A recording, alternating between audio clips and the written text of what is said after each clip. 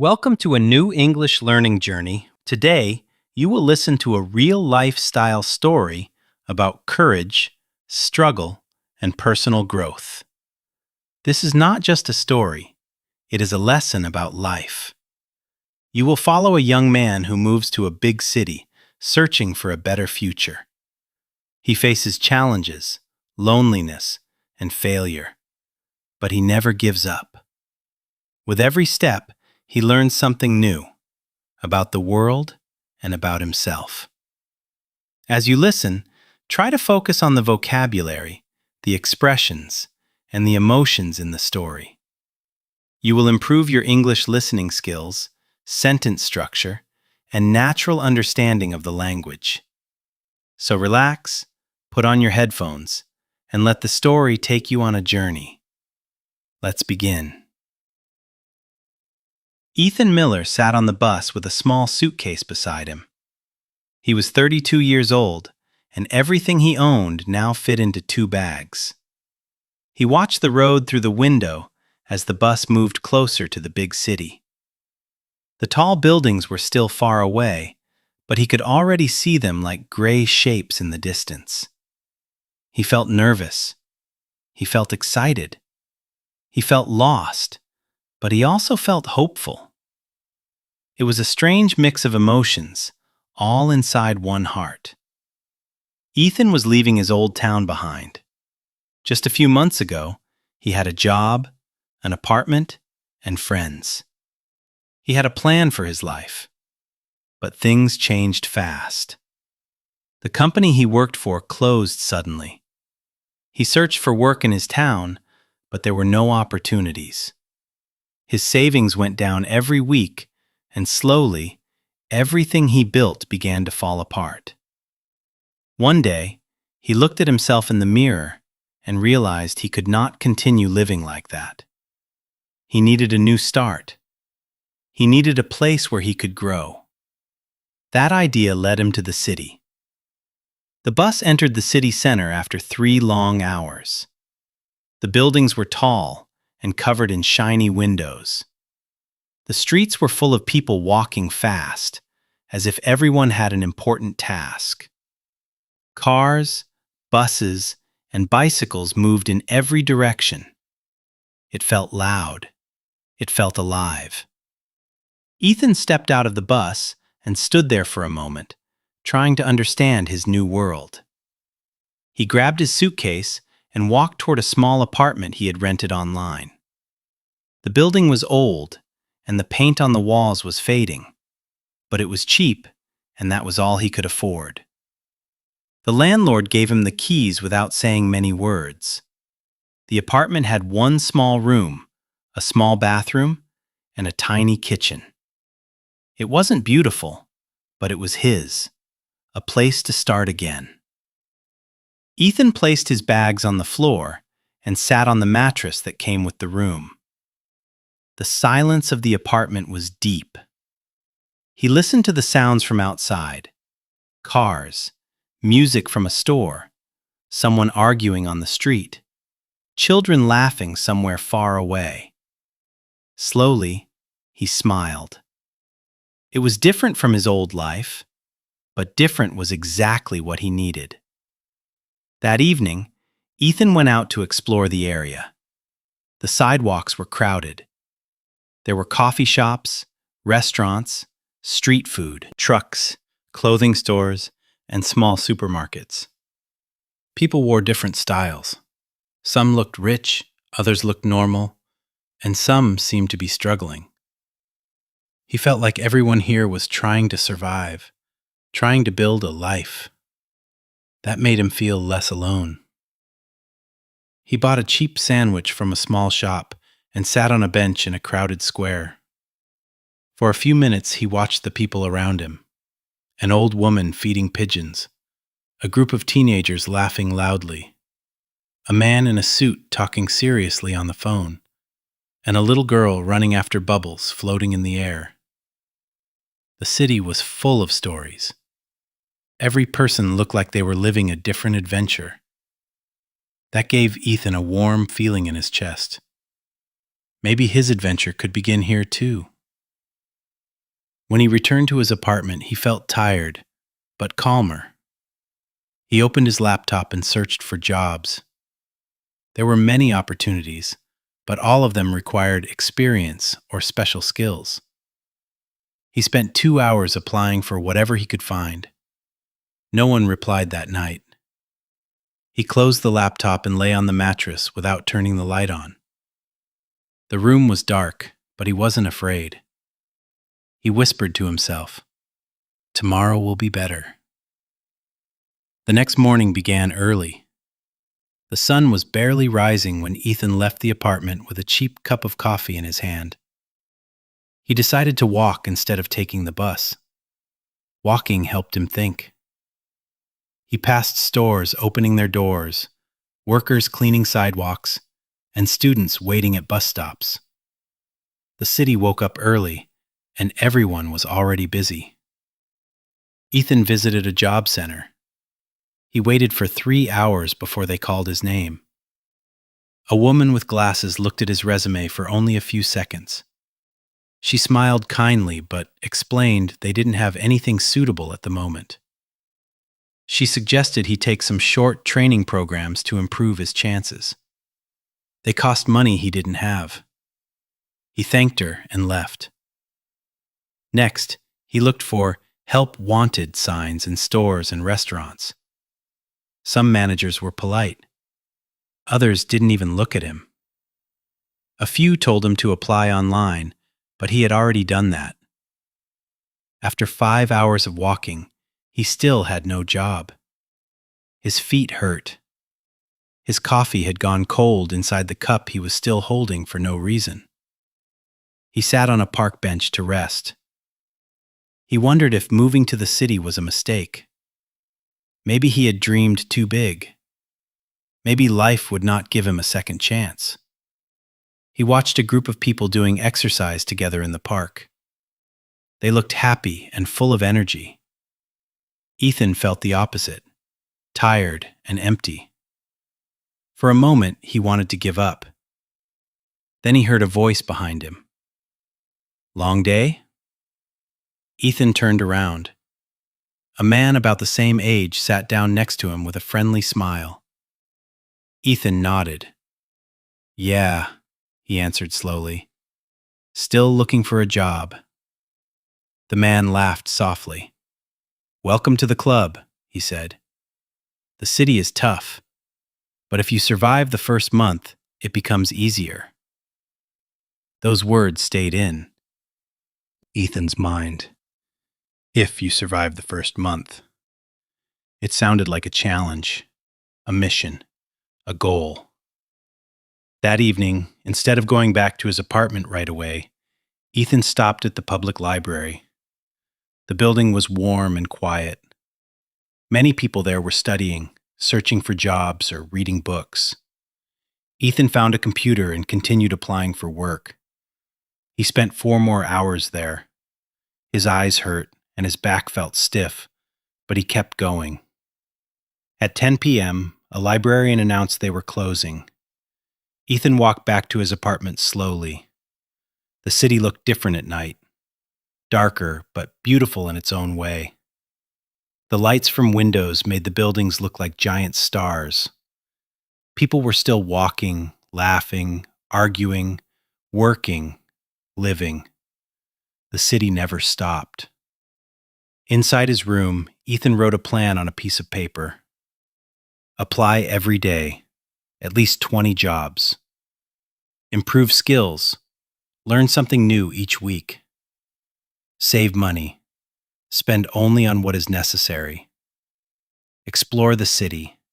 Do not isolate yourself. Never stop trying. He taped the paper to the wall. It wasn't just a plan. It was a promise to himself. Days passed. The same routine repeated. Job search, long walks, rejection, silence, and hope. Some days were harder than others. Some days he barely left the room. But he never stopped. Every night he looked at the paper on the wall and reminded himself why he came here. After 2 weeks, Ethan received an email. It was a small restaurant looking for a part-time worker. Not his dream job, not even close, but it was a start. His heart raced as he read it again. For the first time since he arrived in the city, he felt like the door was opening just a little. He looked out the window at the busy street below. The city didn't care about him, but it didn't hate him either. It was a place where people could disappear or grow. It depended on how hard they tried. And Ethan was ready to try. He whispered again, just like on the first night, "Tomorrow will be better."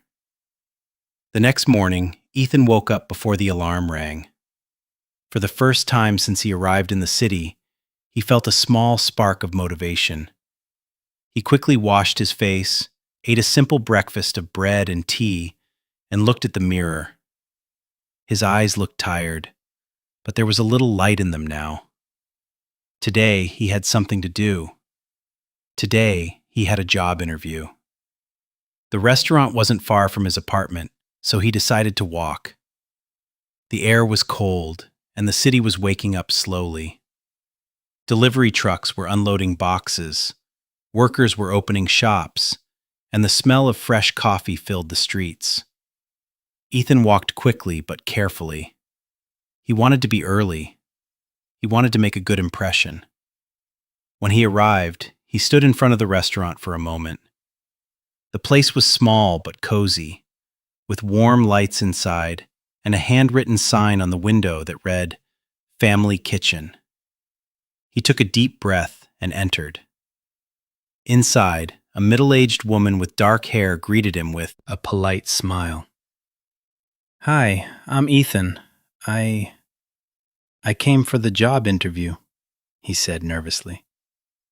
The woman nodded. "Yes, I'm Mrs. Carter. I manage this place. Come with me." They sat at a corner table. She read his resume quickly. Ethan wondered if she noticed how short it was. He had experience in office work, not in restaurants. She looked at him carefully. "You don't have restaurant experience," she said calmly. Ethan swallowed. "No, but I learn fast. I really need this job. And I'm ready to work hard." She stayed silent for a moment. Then she smiled. "We all start somewhere. We can give you a trial week. If things go well, you stay. If not, we part ways. Deal?" Ethan felt his heart jump. "Deal. Thank you so much." He left the restaurant with a strong sense of relief. It wasn't a contract yet, but it was a chance. A door had finally opened. His first shift would start the next morning. He promised himself he would not waste it. That afternoon, Ethan decided to learn more about restaurants. He watched videos online and read short tutorials about customer service, cleaning procedures, and basic food safety. Some things were confusing, but he kept going. He wanted to be ready. When night came, he lay down early. He hoped sleep would come quickly, but his mind was too active. He imagined everything that could go wrong. What if he was too slow? What if customers were rude? What if he made mistakes? At some point, he told himself, it's okay. Nobody starts perfectly. After that, sleep finally arrived. His first day at the restaurant began at 7 a.m.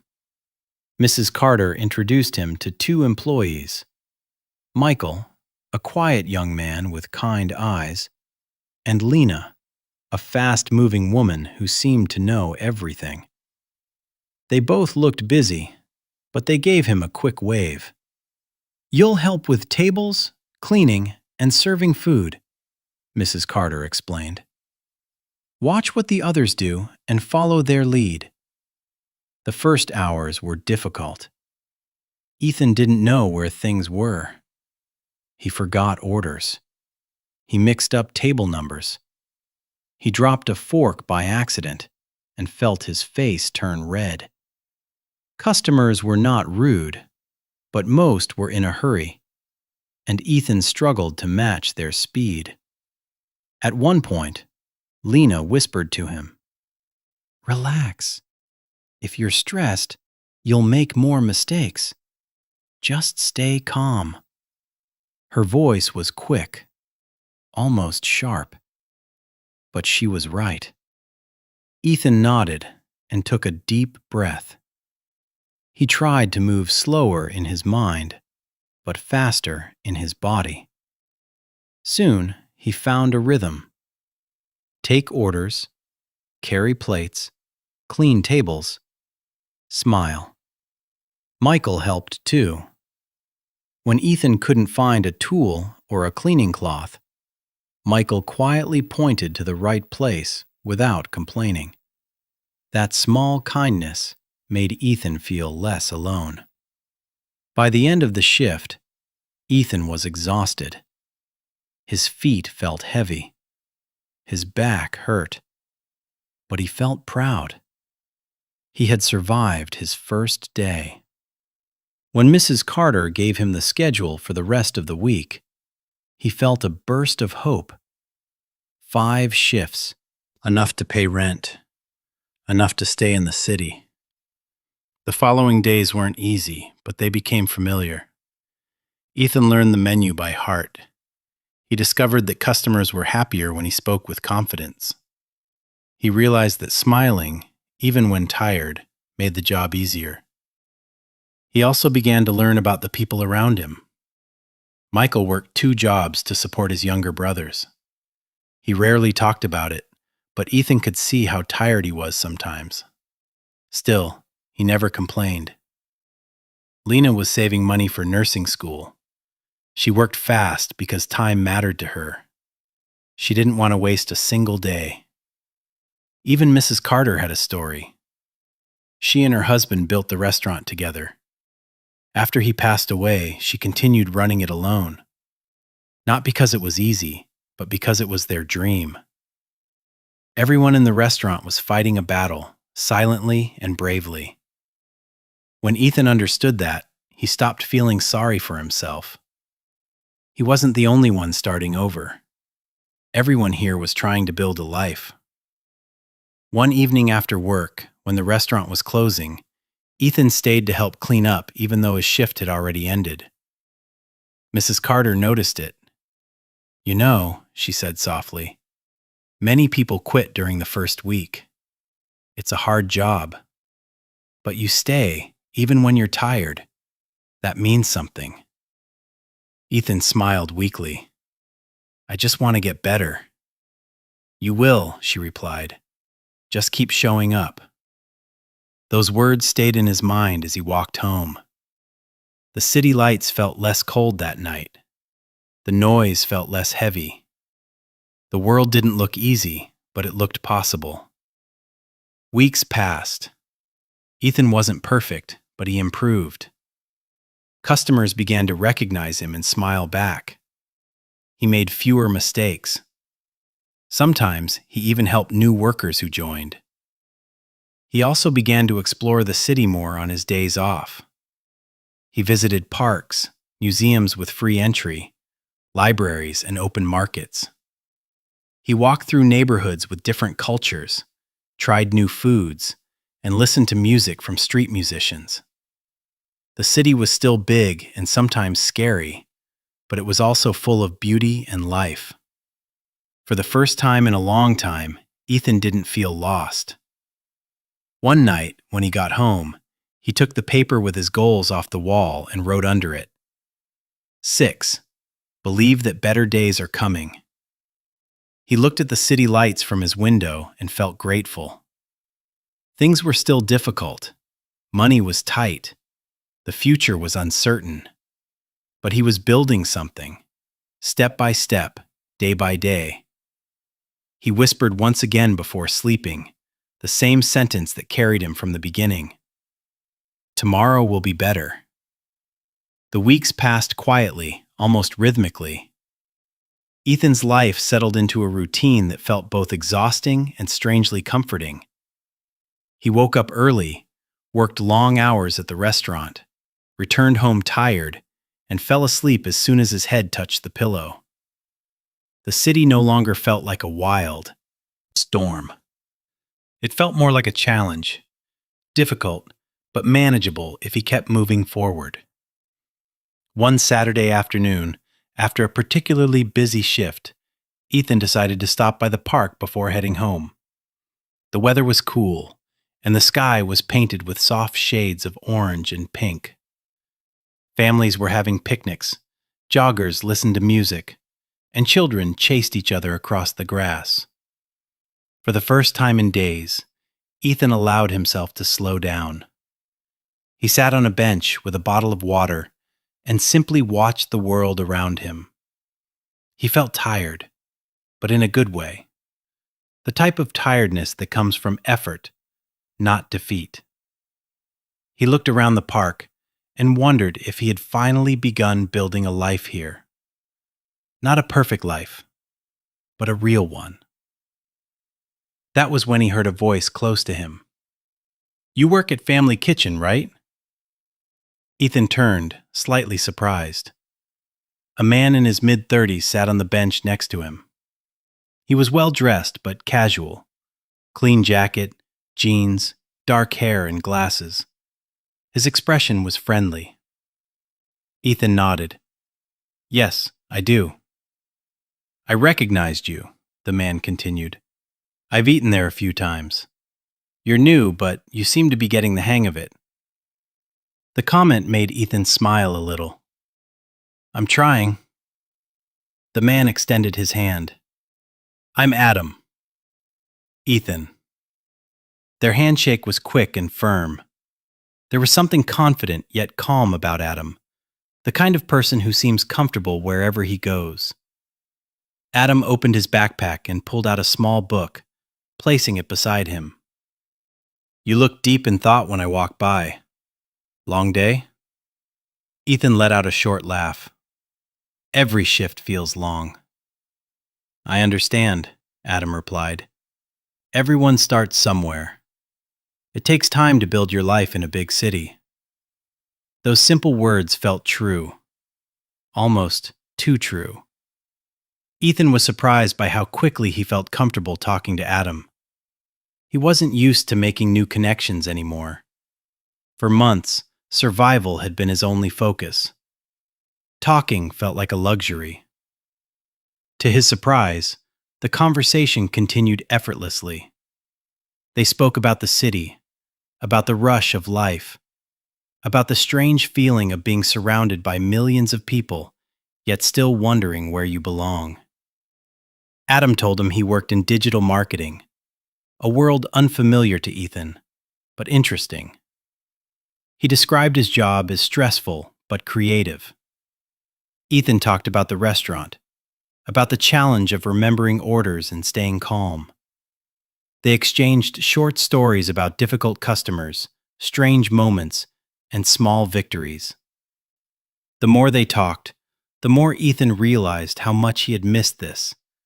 Real conversation, connection, laughter without pressure. It felt like a break from survival mode. Eventually, Adam checked his watch and stood up. "I should get going," he said. "But it was great talking to you. You're one of the few people I've met here who still looks like they're trying, rather than just enduring." The sentence stuck with Ethan. Trying rather than enduring. It was a compliment, but also a reminder of who he wanted to be. Before leaving, Adam added, "If you ever want to hang out again, I'm usually around here on weekends." Then, without forcing anything, he walked away. Ethan sat still for a moment, thinking about what had just happened. It wasn't dramatic. It wasn't life-changing. Not yet. But it felt meaningful, like a door opening slowly. Over the next few days, Ethan returned to work with a slightly different mindset. He started talking more with customers, not just serving them. He asked how their days were, and sometimes shared small comments. It didn't make him faster or less tired, but it made him feel more human. Lena noticed it first. "You seem lighter," she commented one evening while they cleaned the tables. Ethan didn't realize it until then, but she was right. When Saturday came again, Ethan walked to the park after work. He wasn't sure if Adam would be there, and he told himself it didn't matter. He came because the park felt peaceful. But deep inside, he hoped. And Adam was there. He smiled when he saw Ethan approaching. "Hey, here for round 2?" Ethan laughed. "I guess I am." What began as coincidence slowly turned into a habit. Every weekend, after work, Ethan and Adam met at the park. They talked for hours, sometimes about dreams, sometimes about frustration, sometimes about nothing important at all. It didn't matter. It just felt good to talk to someone who understood, someone who listened without judging. Over time, Ethan learned more about Adam's life. He had moved to the city many years ago with nothing, just like Ethan. He worked small jobs until he found his field. He failed many times before he succeeded. His confidence didn't come from a perfect life. It came from surviving an imperfect one. That realization inspired Ethan. If someone like Adam could build a life here, maybe he could too. As weeks passed, something began to change inside Ethan. He still struggled financially. He still worked long hours. Life wasn't suddenly easy, but he no longer felt like a stranger in the city. The restaurant, the apartment, the park, they were becoming part of his story. One evening, as he prepared to leave the restaurant, Mrs. Carter called him aside. "You're doing well," she said. "You've improved a lot. Customers like you. Keep going, and I might consider giving you more hours, maybe even a raise." Ethan felt a rush of pride. This was more than just a job now. It was progress. Later, at the park, he told Adam about it. Adam smiled proudly. "You earned it," he said. "Nobody gave you anything. You worked for it." Ethan looked out over the grass, where children were running and people were talking in the warm evening light. He realized something important in that moment. His life was no longer just about surviving, it was slowly becoming about growing. But life has a way of changing direction when you least expect it. Late one night, after a shift that had gone surprisingly well, Ethan checked his phone as he walked home. He had received an email. Not from the restaurant, not from bills, not from job applications he had forgotten about. It was from a small startup company. They had seen his resume from weeks ago and wanted to schedule an interview for an entry-level office position, the kind of job he used to do before everything collapsed. Something inside him froze. It was an opportunity, maybe a big one. But it was also a risk. The restaurant was finally becoming stable. He had friends, routine, progress. Trying something new meant he could gain more, or lose everything again. He stopped walking and looked up at the night sky. The city lights shimmered like stars trying to shine through darkness. A single question echoed in his mind. Was he ready to start over? Again? Even though he had just begun to find balance? He wasn't sure. He went home with the question still beating loudly in his chest. For the first time since he arrived in the city, Ethan whispered something different before sleeping. Not a promise, not hope, but a fear. What if I fail again? And with that question, the next chapter of his life began to unfold. The email stayed on Ethan's mind the entire night. Even after he turned off the lights and tried to sleep, his thoughts wouldn't quiet down. He kept imagining the two possible futures. One where he took the chance and succeeded, and another where he tried and failed again. Both pictures felt too real. When morning arrived, he didn't feel rested, but he got up anyway. At the restaurant, he tried to focus on the usual tasks, yet his mind kept wandering. He carried plates, took orders, cleaned tables, smiled at customers, but his heart wasn't fully there. Eventually, Lena noticed. "You're quiet today," she said while arranging cups behind the counter. "Just thinking about something," Ethan replied. "Thinking can be dangerous," she said with a smirk. "Try doing instead." Then she went back to work. Her comment hit harder than she probably expected. Ethan realized that he had been thinking too much instead of making decisions. Still, he wasn't ready to tell anyone about the job opportunity.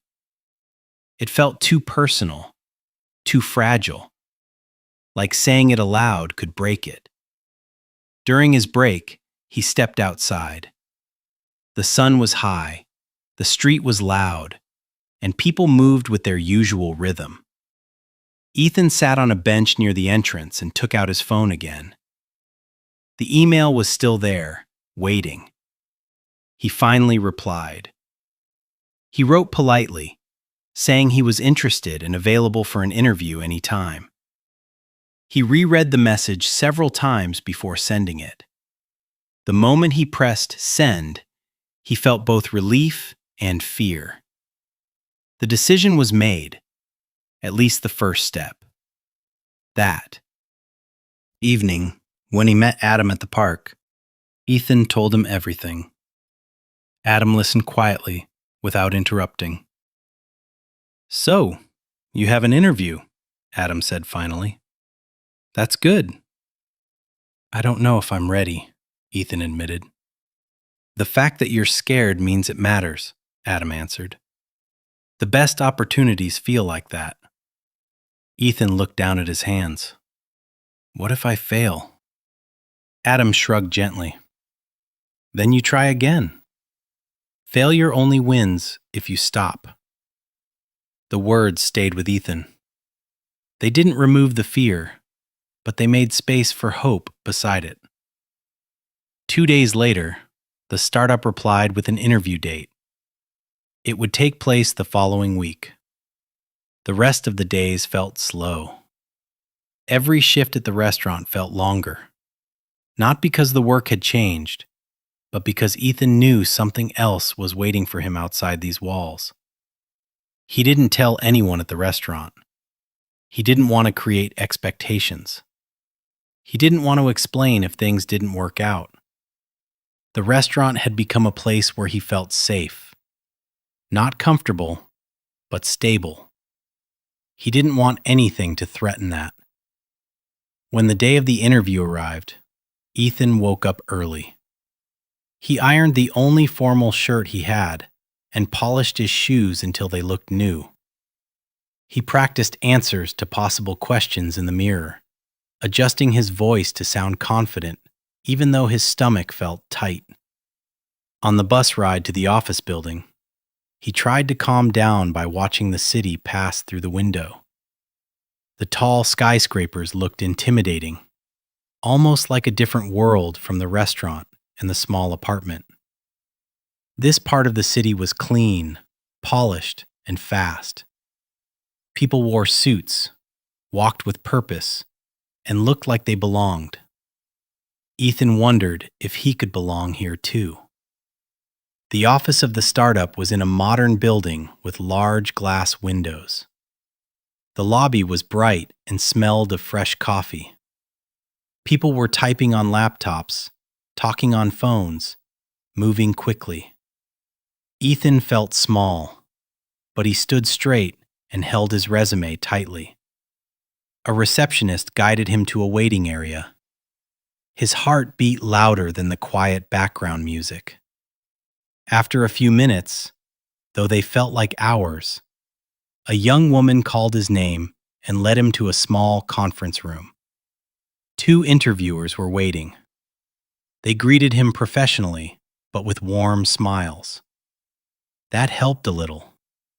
Still, Ethan felt nervous.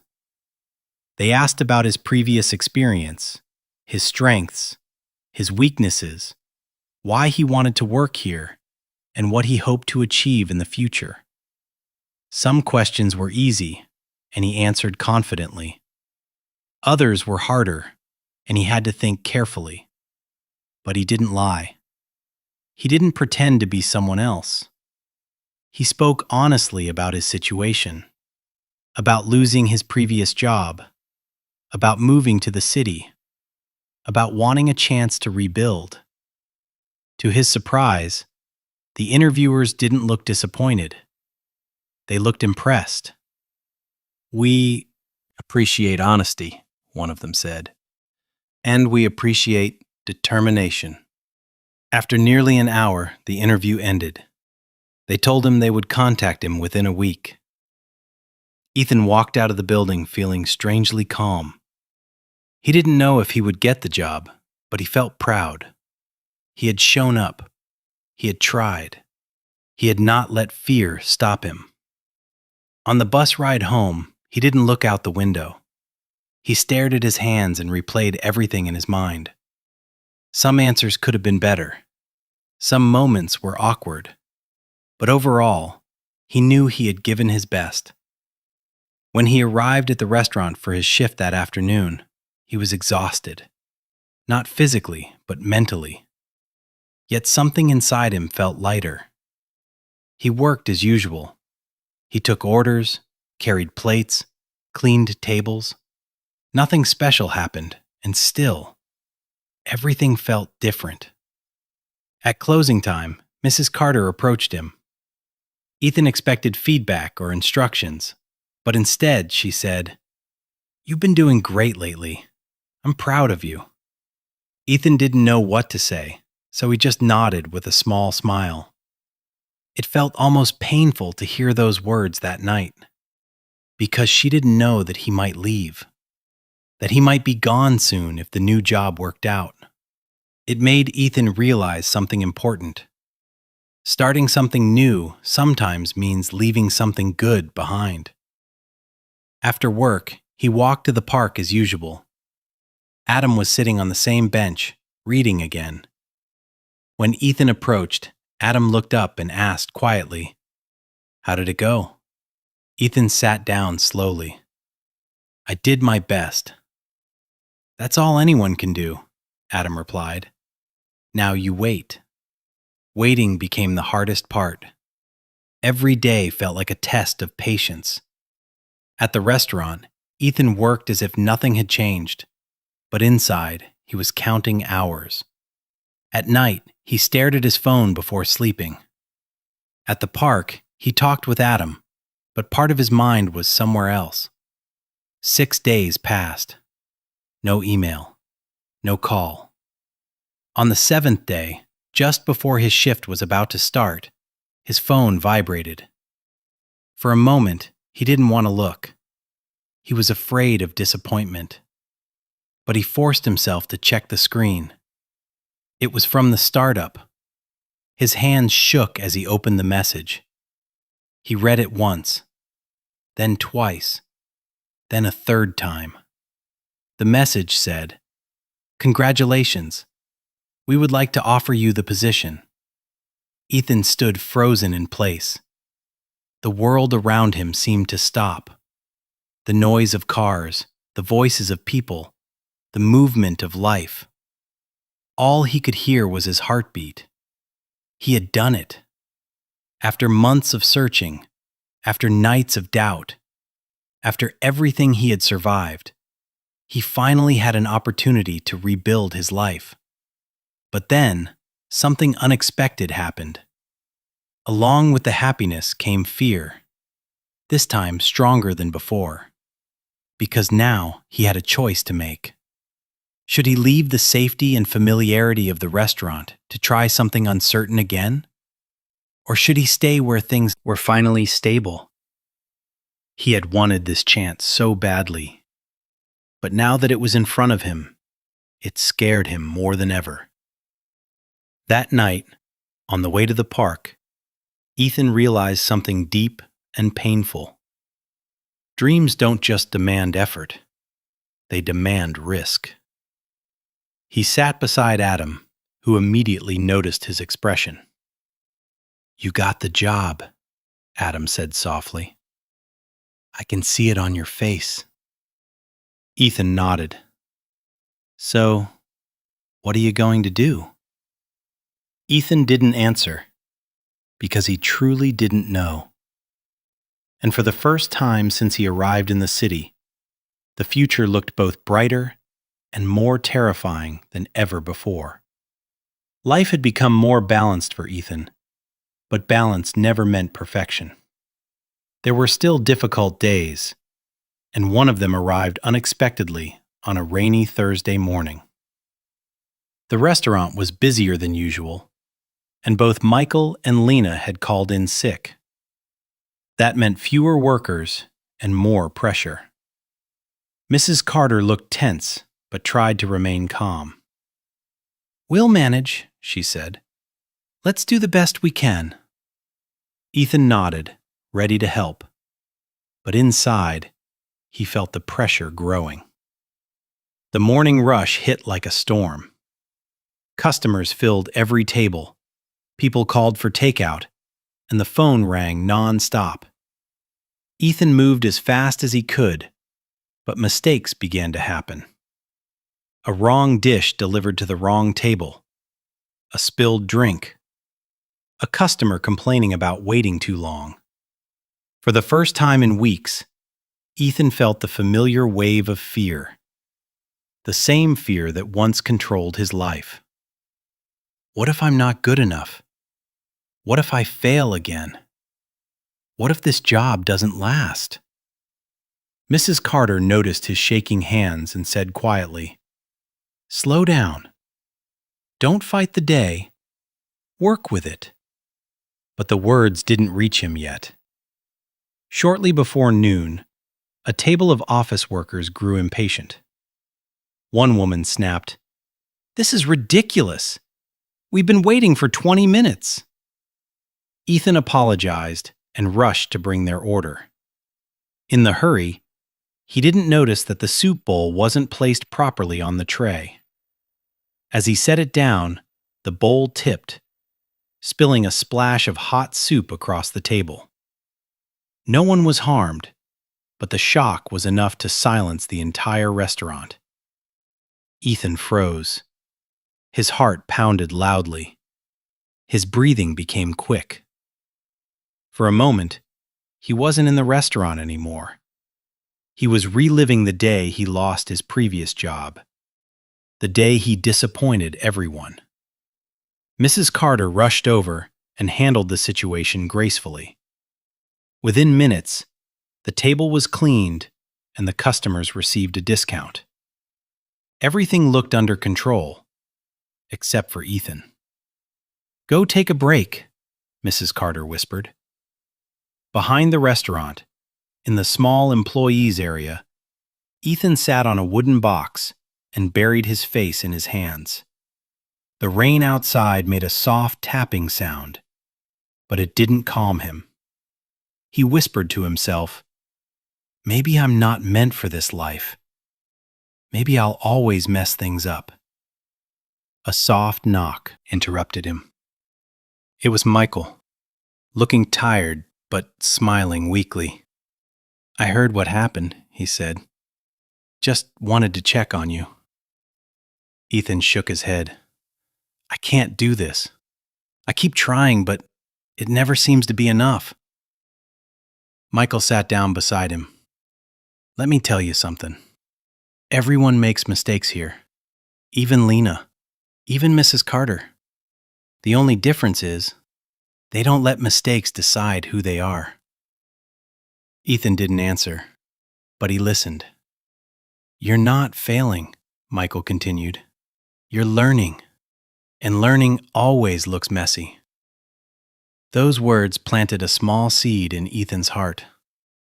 The two men stood up and returned to the restaurant. Ethan was still nervous, but he pushed himself through the rest of the day.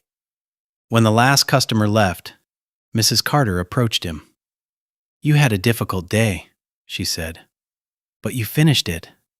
That matters more than you think." Then she looked at him closely. "Ethan, your problem isn't skill. It's fear. You're scared of failing, and fear makes everything harder." He stayed silent, but this time, the words hit deep. That evening, Ethan walked slowly home in the rain. He didn't try to hide from the storm. He let it soak him, because he needed to feel something. Anything that proved he was still alive, still trying. When he reached his apartment, he saw a message on his phone. It was from Olivia. "Hey, haven't seen you this week. Just checking on you. I hope you're okay." He closed his eyes.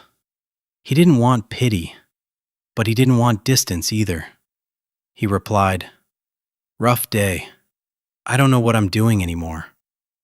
She answered almost instantly, "If you're lost, it means you're moving forward. Lost is just the step before found."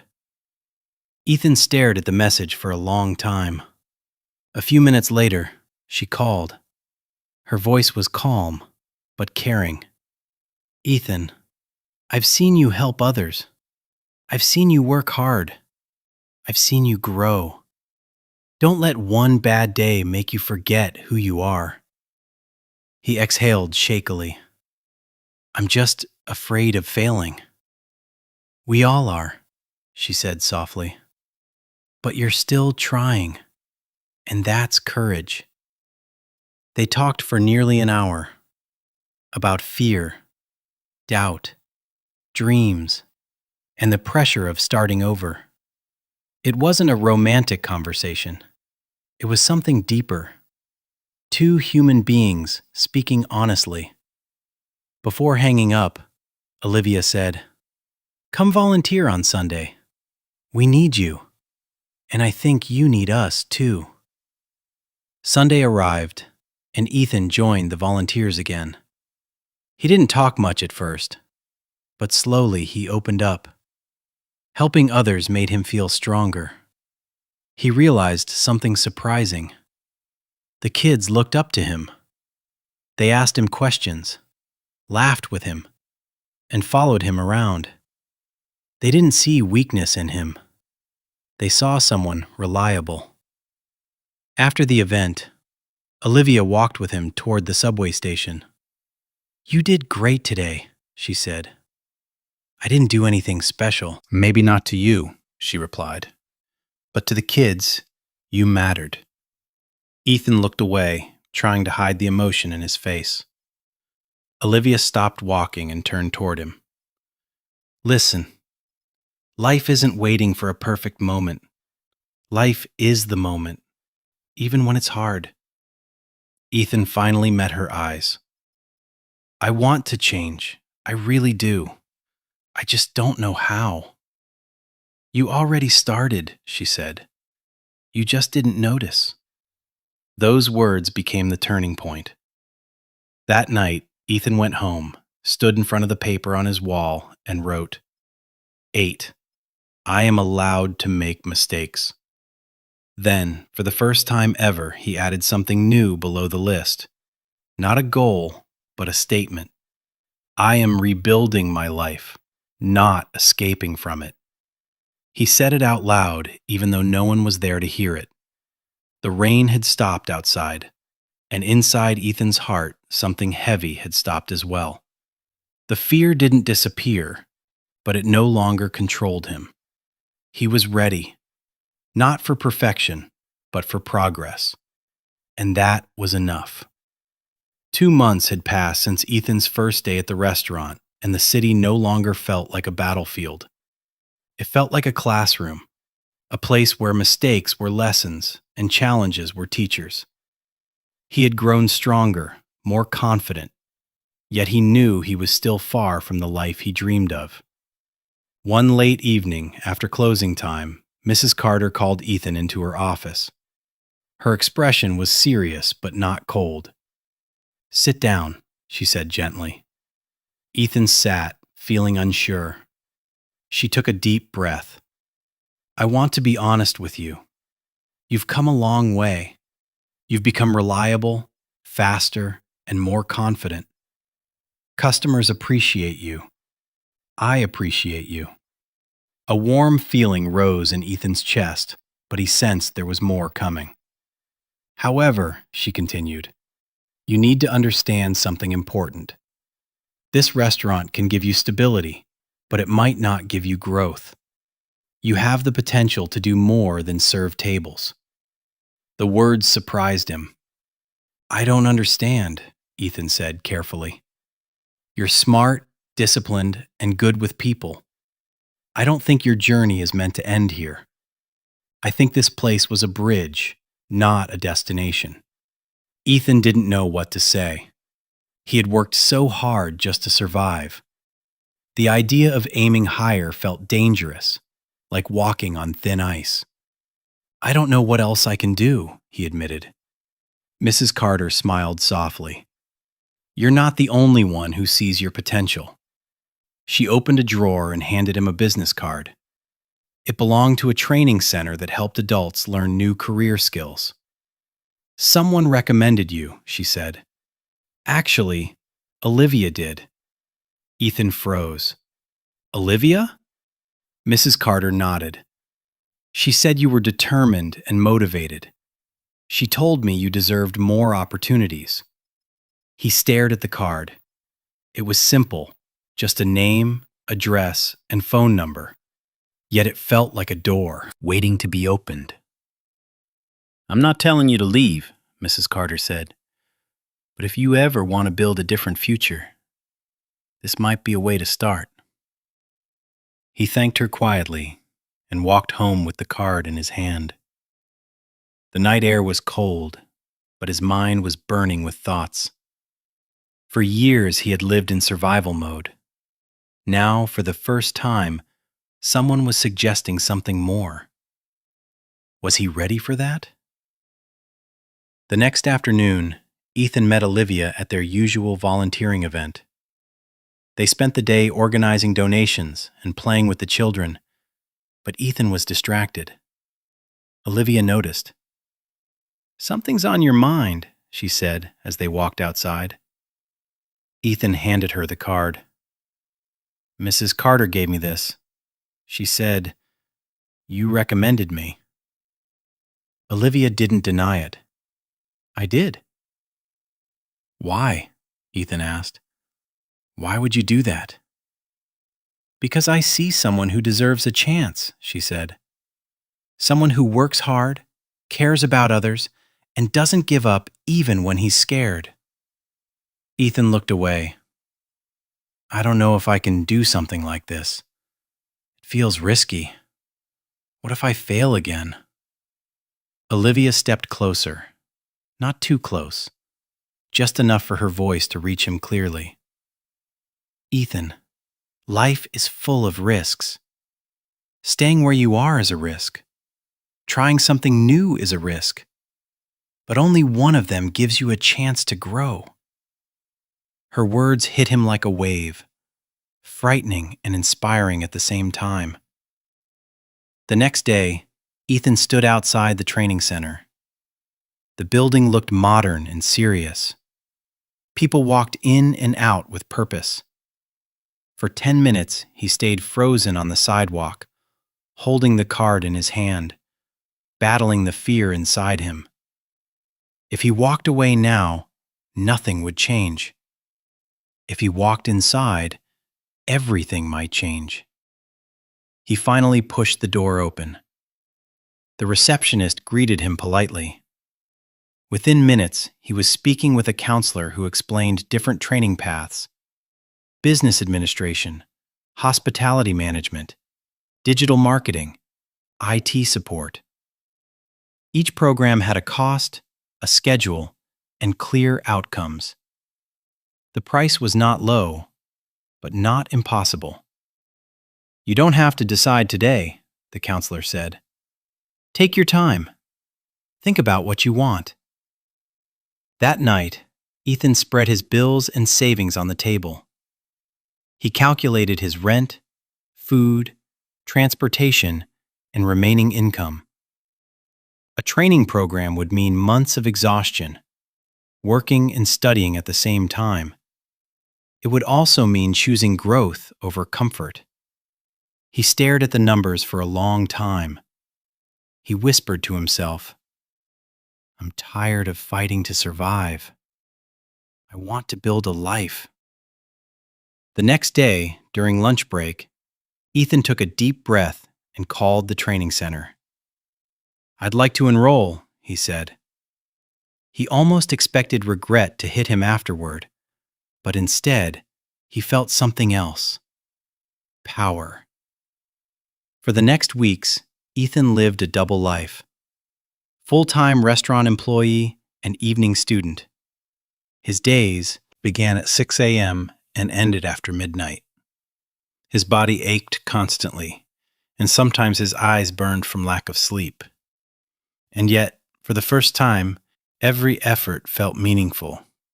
He wasn't running from failure anymore. He was running toward a future. Olivia continued to encourage him, not by saving him, not by solving his problems, but simply by believing in him. Mrs. Carter adjusted his shifts to help him manage his schedule. Michael and Lena cheered him on when he looked exhausted. Ethan realized something powerful. He wasn't rebuilding his life alone anymore. One night, after finishing a difficult assignment, Ethan looked at his wall and added, 9. Growth requires courage. 10. I deserve a future I am proud of. His handwriting was shaky, but his heart was steady. He understood now that risk wasn't the enemy. Fear wasn't the enemy. Quitting was. And he had no intention of quitting. For the first time in years, Ethan went to sleep not dreaming of escape, but dreaming of possibility. The turning point wasn't a magical moment. It wasn't success. It wasn't victory. It was simply the day he decided to bet on himself. And that decision would change everything. Daniel sat alone in his small apartment on a cold Saturday morning. The city outside was full of life: horns, traffic, distant laughter, and the endless movement of people who always seemed to be in a hurry. But today, Daniel was not thinking about the city. He was thinking about himself, his life, and the choices he had made. For months, things had been difficult. He had lost his job, struggled with friendships, and fought constant doubts about his future. Still, he had continued to search for hope.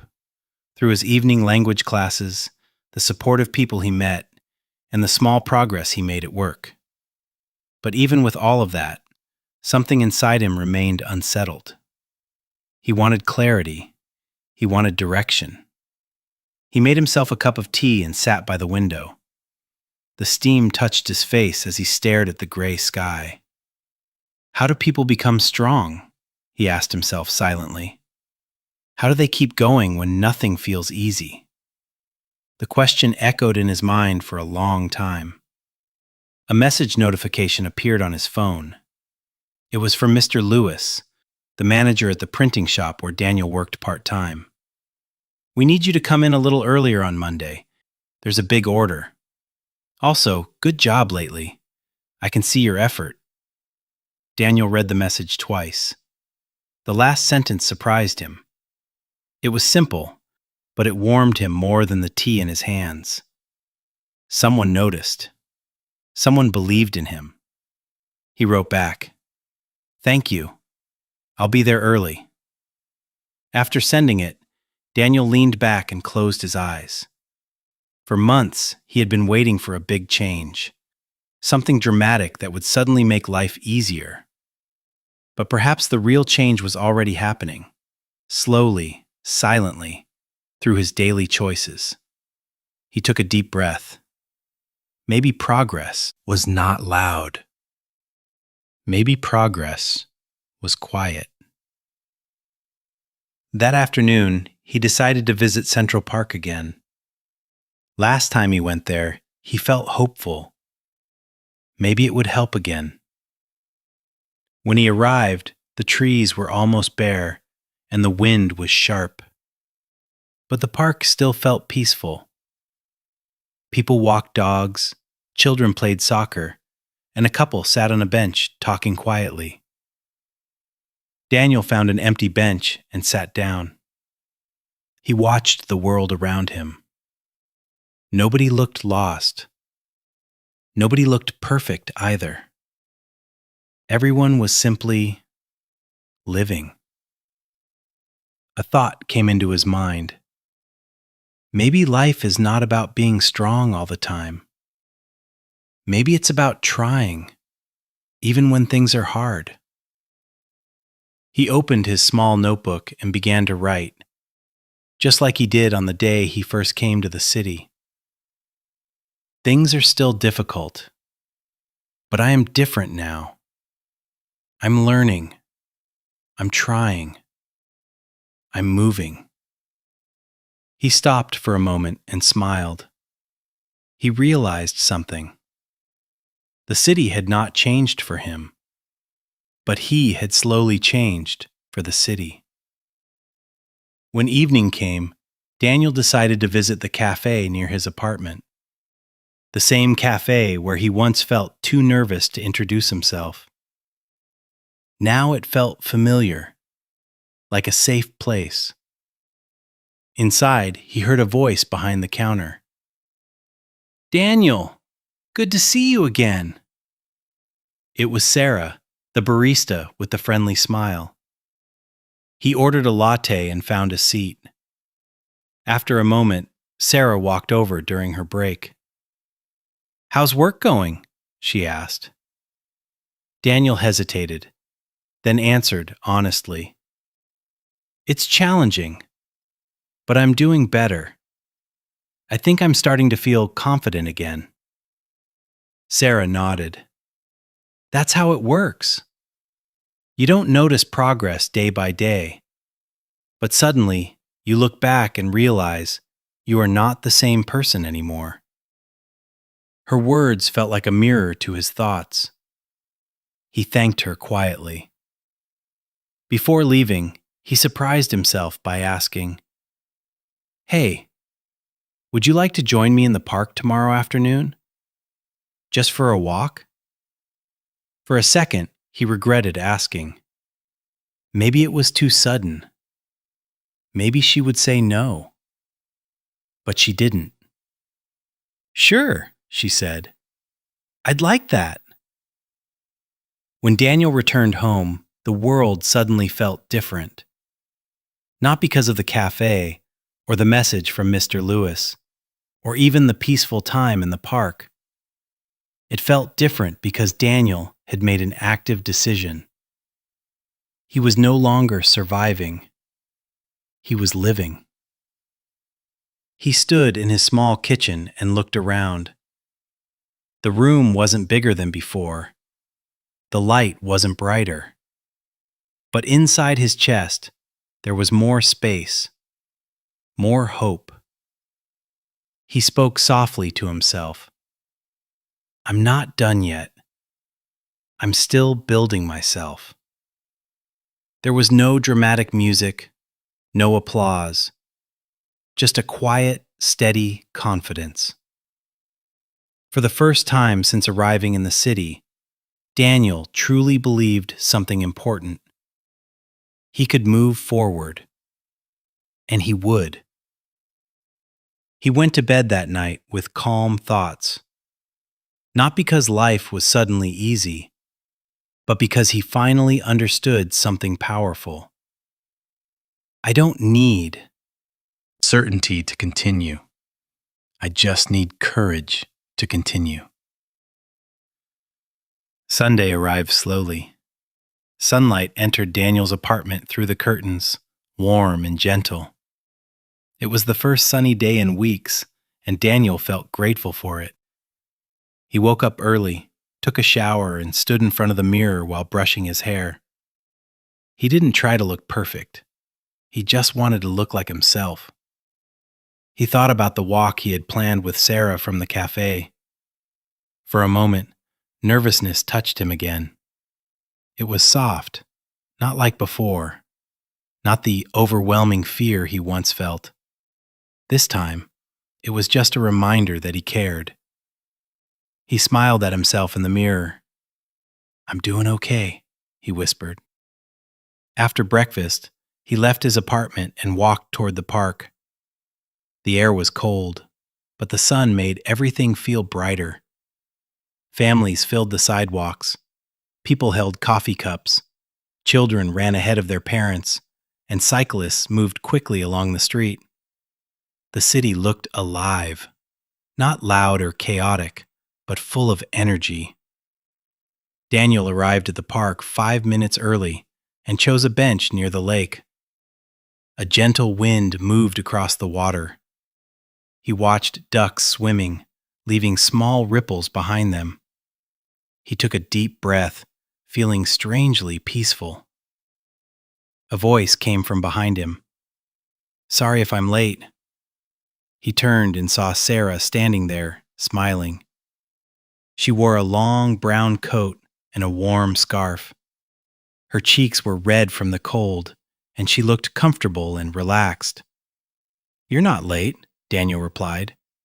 "I'm early." They began walking along the path. At first, they talked about simple things, the weather, work, and the city. But soon their conversation grew deeper. Sarah asked, "You moved here not too long ago, right?" Daniel nodded.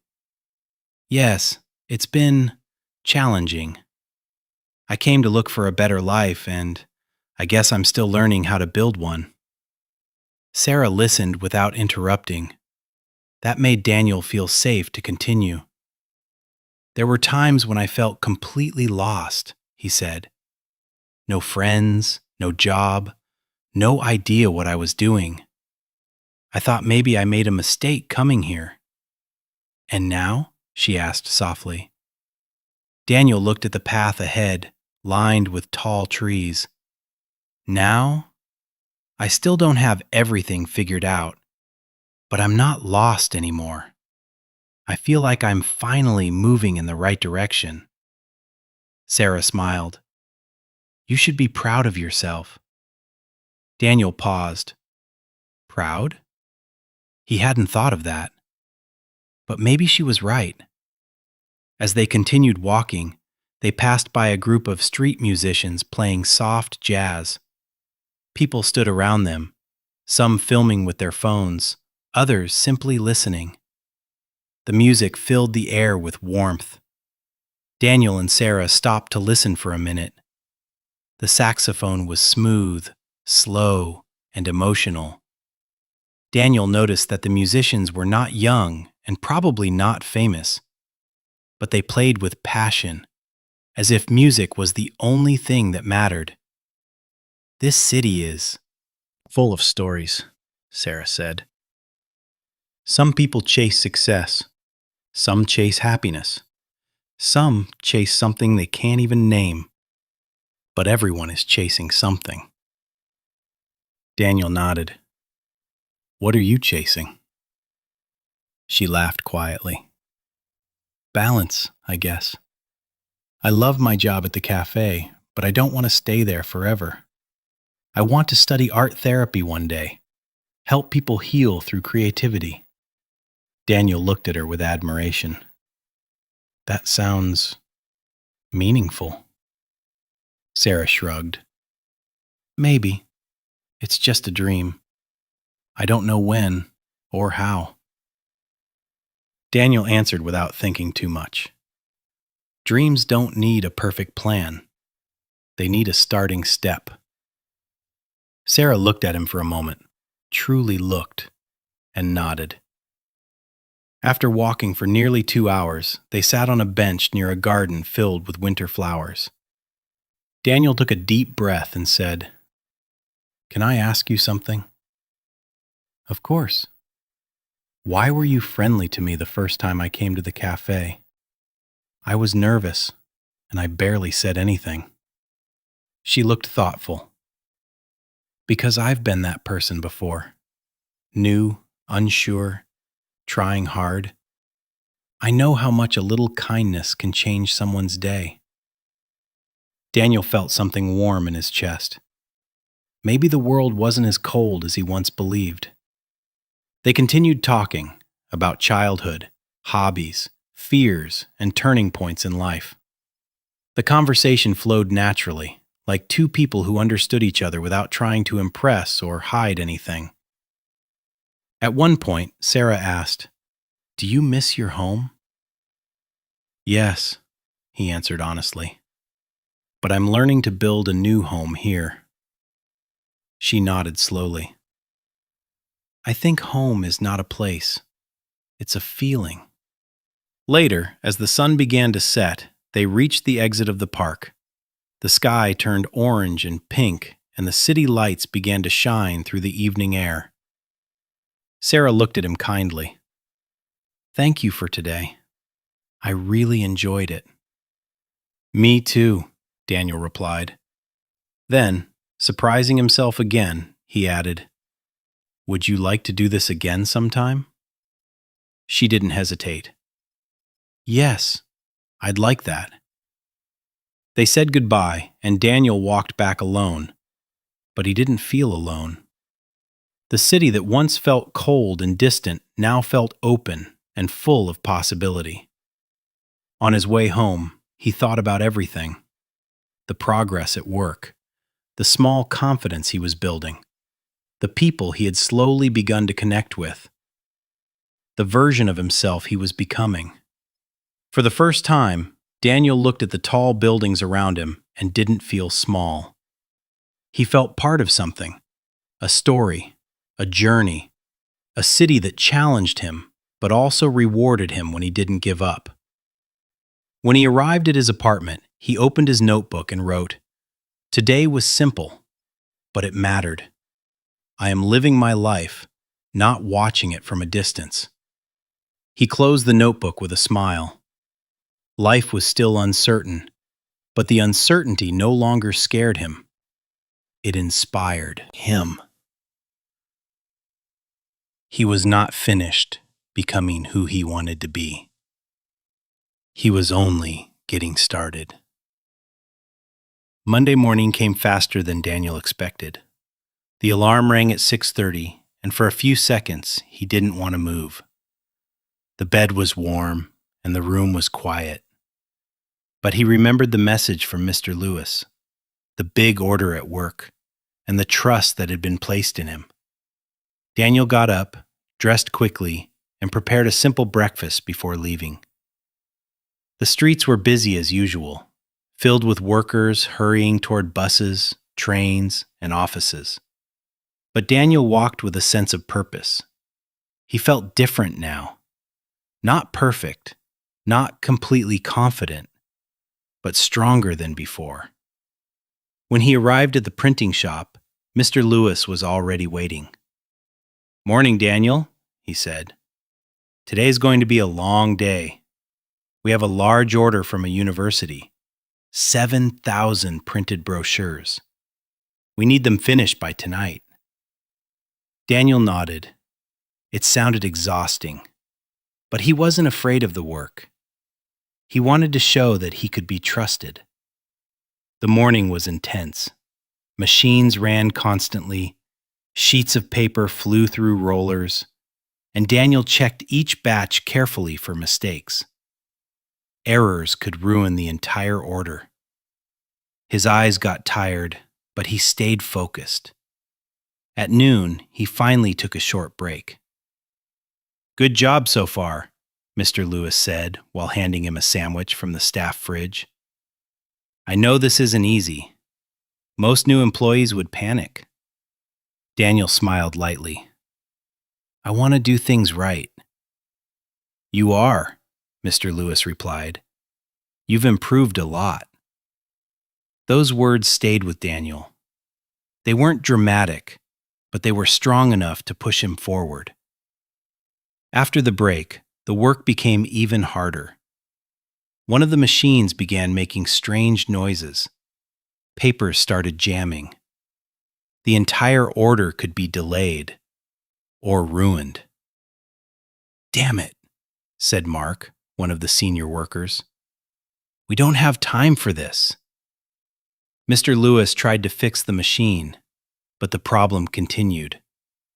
Daniel watched quietly, thinking. Weeks earlier, he had read a manual about the machines because he wanted to understand the shop better. Suddenly, something in his memory connected. Can I try something? He asked carefully. Mark and Mr. Lewis stepped aside. Daniel opened the machine panel and adjusted the paper alignment wheel, a small but important part that often caused jams. He restarted the machine. The paper moved through smoothly. The workers stared at him. How did you know that? Mark asked. Daniel shrugged, a little shy.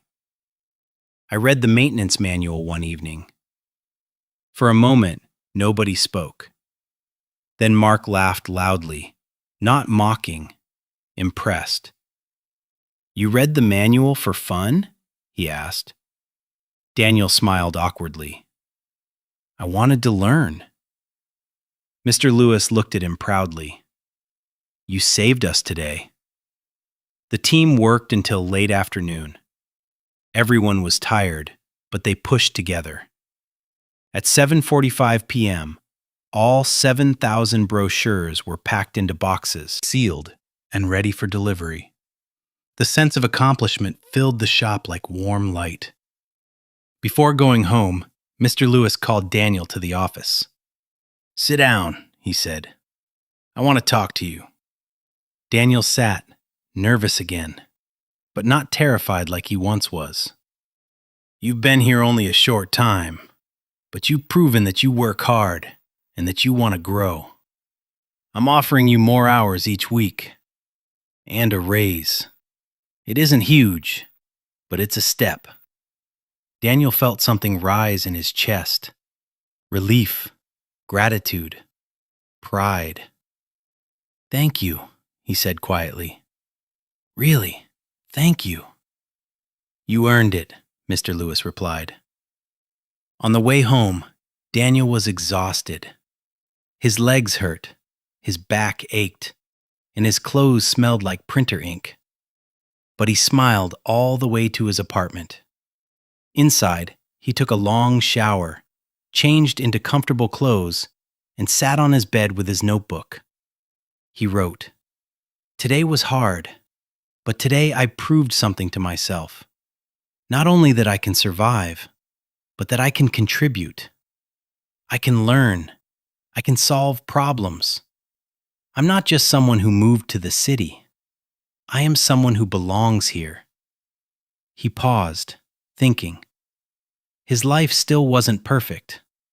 His apartment was still small, his income modest, and he still missed home sometimes. But now he understood something. Growth was not about avoiding difficulty. It was about working through it. He closed the notebook, stretched, and lay down. He wasn't done with his journey. There would be more challenges. He knew that. But instead of fearing them, he felt ready. Before falling asleep, he checked his phone. There was a message from Sarah. How was your day? Daniel replied, Very long, very hard, but good. I'll tell you about it next time we meet. She answered instantly. I'll look forward to that. Daniel put the phone down and smiled softly in the dark. The city no longer felt like an enemy. It felt like a mountain, tall, difficult, demanding, but climbable. And step by step, Daniel was climbing. 2 weeks passed after the long and difficult workday at the printing shop. Since then, Daniel's routine had changed little by little.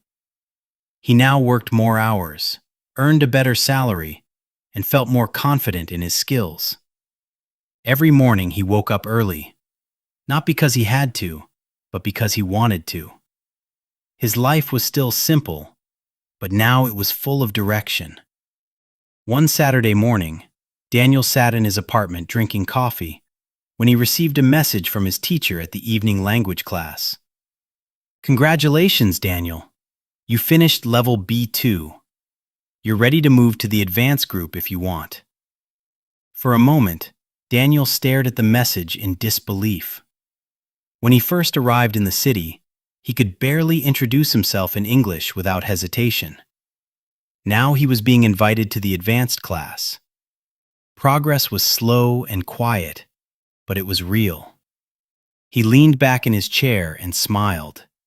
He was becoming the person he had always hoped he could be, step by step.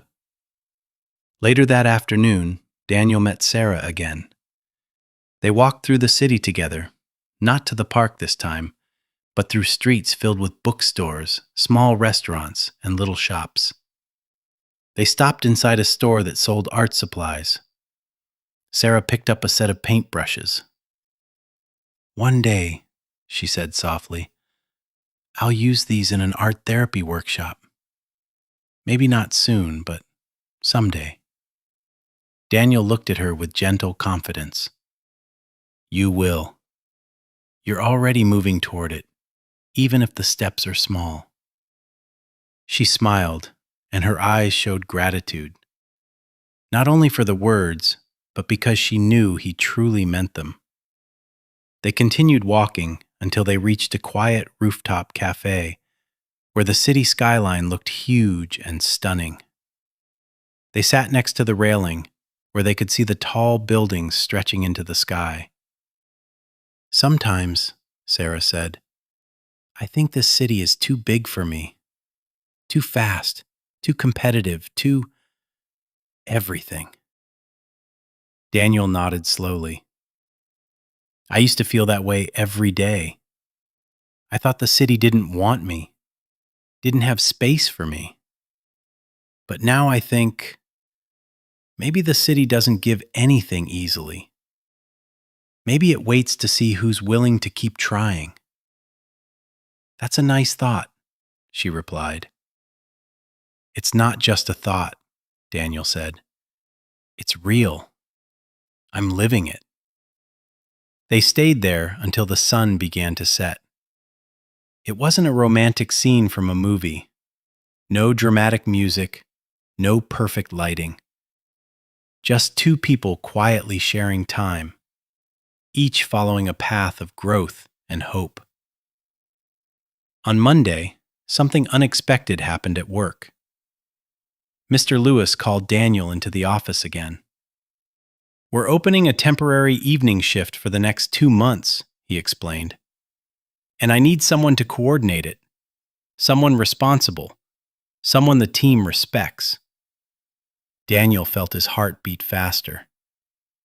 "Do you mean me?" Mr. Lewis nodded. "You won't be a manager, but you'll be the person in charge during those hours. It comes with another raise." Daniel didn't say anything for a moment. He didn't want to accept just because of pride or fear. He wanted to think clearly. Then he imagined the old version of himself, nervous, unsure, afraid to make mistakes. That version would have said no. But the new Daniel understood something. He still had doubts, but he also had strength. "I'll do it," he said. Mr. Lewis smiled. "I knew you would." The new shift wasn't always easy. Some workers complained, others needed help, and sometimes machines malfunctioned again. But Daniel handled everything with patience. He didn't shout, didn't panic, didn't try to be perfect. He led by example. helping, organizing, and supporting others. And soon, the team trusted him. One night, after everyone left, Mark, the same senior worker who once doubted him, stopped at the door and said, "You're good at this, Daniel. Don't underestimate yourself." Daniel thanked him quietly. Praise didn't make him arrogant. It made him grateful. Weeks passed, and the sadness that once controlled Daniel's life slowly faded. Not because everything was perfect now, but because he had learned how to face life rather than hide from it. He still missed home sometimes, but he didn't want to escape the city anymore. The city had become his challenge, his teacher, and his opportunity. On a peaceful Sunday morning, Daniel returned to the park, the same place where he once wrote about feeling lost. He sat on the same bench near the lake and opened his notebook. He read the old entries. "I don't know who I am here. Maybe I made a mistake coming to this city. I want to change, but I don't know how." Then he turned to the last page and wrote, "I'm not finished. I'm still learning, but I am proud of the person I am becoming." He closed the notebook gently. A voice came from behind him. "Writing again?" Sarah asked. Daniel turned with a smile. Not about fear this time, about progress. She sat next to him, and they watched the lake in silence. The water was calm. Ducks swam slowly. Children laughed in the distance. Nothing dramatic happened. No sudden success. No perfect ending. Just life. Real, simple, honest. Daniel took a deep breath and realized something powerful. He hadn't found happiness by escaping his struggles. He found happiness by growing through them. The city was still big, still fast, still demanding. But Daniel no longer felt small. He had a job. He had hope. He had a future he was building one step at a time. And most importantly, he finally believed in himself.